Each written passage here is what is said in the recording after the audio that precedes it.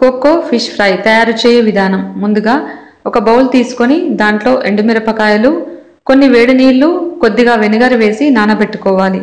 దీనిని మిక్సీ జార్లో వేసి చక్కగా పేస్ట్ చేసి ఒక బౌల్లో వేసుకోవాలి. తర్వాత ఈ మిశ్రమంలో కొంచెం కొబ్బరి నూనె, ఉప్పు, కొద్దిగా ఇంగువ, జీలకర్ర పొడి, ధనియాల పొడి, అలాగే బ్రౌన్ ఆనియన్ పేస్ట్ వేసి చక్కగా కలిపి చేప ముక్కలకు పట్టించాలి. ఫ్రై చేసుకునే ఒక అరగంట ముందు కొద్దిగా నిమ్మరసం వేసి కలిపి పెట్టుకోవాలి. ఇప్పుడు స్టవ్ పై ప్యాన్ పెట్టుకుని కొబ్బరి నూనె వేసి సన్నగా పొడవుగా కట్ చేసుకున్న ఉల్లిపాయ ముక్కలు, కొంచెం ఉప్పు వేసి కొద్దిగా వేగిన తర్వాత టమాటా ముక్కలు, మిగిలిన మసాలా పేస్ట్ వేసి వేయించుకోవాలి.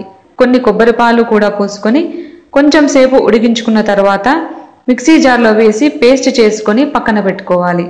ఇప్పుడు కలిపి పెట్టుకున్న చేప ముక్కలను నూనె వేసి చక్కగా వేయించి సర్వ్ చేసుకోవాలి.